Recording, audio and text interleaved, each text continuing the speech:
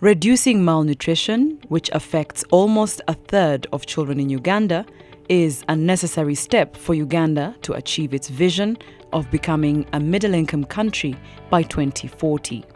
Improving nutrition will save lives, help more children learn in school, and improve the economic productivity of the country.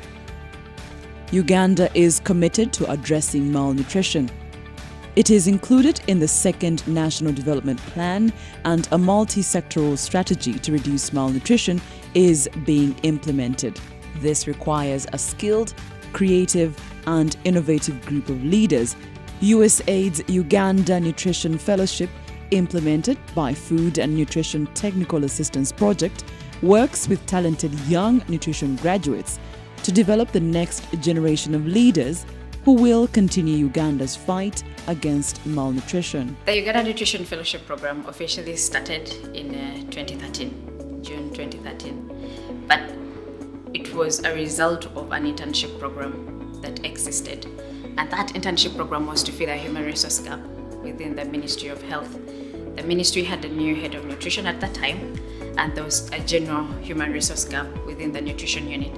So Food and Nutrition Technical Assistance Project in its year 2 had a request from the sector to help them fill that gap. In Uganda, we have a challenge that after the university, most of the jobs that are available are for the experienced people. So the idea of the fellowship to work or to have interns attached to big organizations was very beneficial for me, because I was able to, one, learn while I was in the organization. The exposure I got with my mentors and experts in the field is one of the best that I cannot replace. I could not have gotten it without the fellowship being there as a platform. I have supported in training many health workers to manage severe acute malnutrition. So that skill that I got was because of the fellowship. My best highlight of the fellowship experience was getting to interact with the policymakers in the nutrition arena, and this included the ministers, the department heads, and these are the people behind the policies, the guidelines, and all the documents that guide the different projects and the different individuals in implementation of nutrition activities in Uganda. So after the first set of internships that we held, we looked at the output of that, the students who had gone through the whole year, and we had a discussion with them. And we identified that even though they had been with different organizations and different placements that we had put them, they still lacked some skills. We felt 1 year was too short. They needed more time.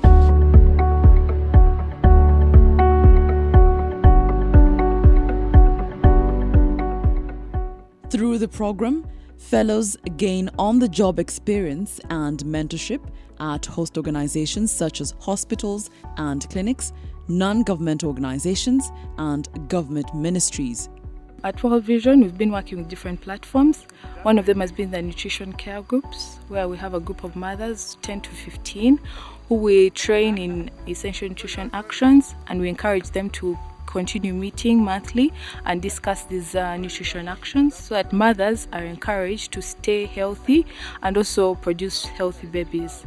We've also worked with small medium enterprises. We've been supporting them. We gave them some machines, we gave them protective wear. One of them in particular has been producing a healthy porridge, nutritious porridge. It has been mixed with maize, soya, and millet. So it has been very helpful to the children. Here I've been working as a nutritionist as well, handling more of behavior change communication. We would talk to people by using the IEC materials. We also use the drama to communicate to people. Now, as a fellow there, I've been attached so much into ensuring quality of the family life school.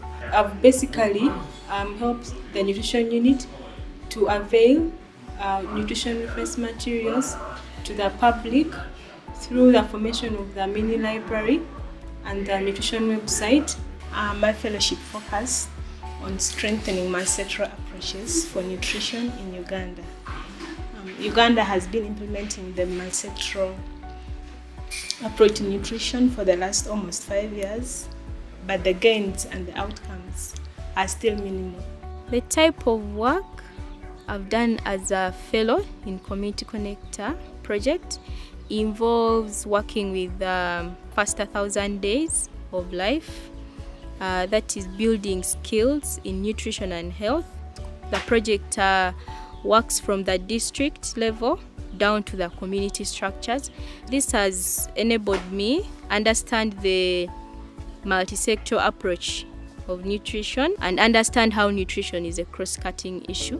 Fellows participate in professional development workshops and retreats to build various skills like leadership, communication and management skills, and are challenged to develop an individual project related to their work, which enhances their critical thinking. From the professional development workshop, we're able to build a stronger bond as the fellows. So it was there were lots of team building activities, and I thought that was very important, even at the end of the fellowship, for us to keep in touch. So the professional development workshops did not only equip us with the skills, but helped us form a bond and that strong network. So even as we walk away from the fellowship now, go our own ways, we still have that connection.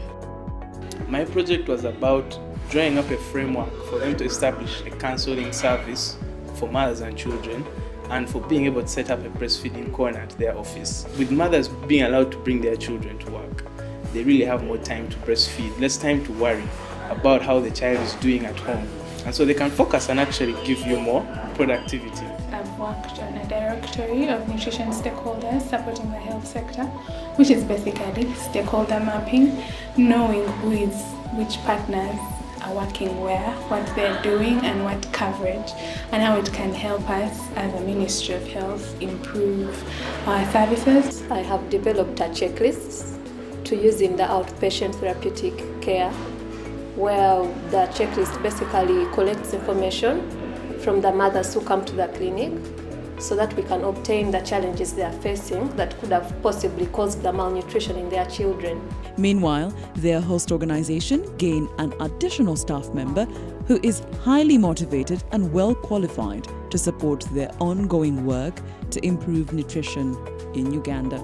The kind of mentorship that we gave to the fellow, Lydia, that we've been hosting, was the whole idea that it's not enough for you to be a nutrition expert, that alone is not enough, that the issues of nutrition are so ingrained in broader society issues of poverty, of gender and violence and religion and so many complexities in the communities, and you need to have this broader perspective when you're addressing it. And we've seen her change from the person who came to us a year and a half ago, who was very rigid and very strict on nutrition, drawing clear lines. Okay, this is what I do, this is what I don't do. Somebody is flexible to address things on maternal health, because nutrition is part of maternal health issues. Nutrition is part of even HIV. So she's grown a lot from looking at the integrated nature of development, that one thing is linked to many other smaller problems, and you're going to address nutrition, you must look at it at that broad level. I think this is a program which benefits not only the fellows, but also the individual organizations which host these fellows. So I would encourage that we continue with the programs. So if we are to build the capacities of the young leaders of tomorrow, this has to be taken on. A total of 19 fellows who have graduated so far is just a drop in the ocean.